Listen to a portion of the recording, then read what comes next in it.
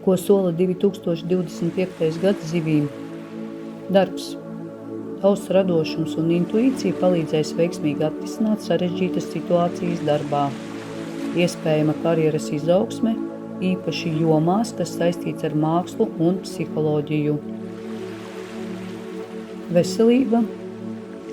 Rūpējies par emocionālo un fizisko līdzsvaru, regulāra meditācija un laiks, kas pavadīts dabā, palīdzēs tev uzturēt labsajūtu. Finanses.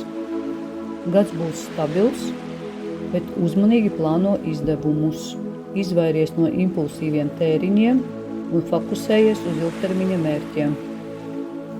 Mīlestība. Attiecībās valdīs sapratne un dziļas emocijas. Brīvajām zivīm būs iespēja satikt dvēseles radinieku. Garīgā attīstība.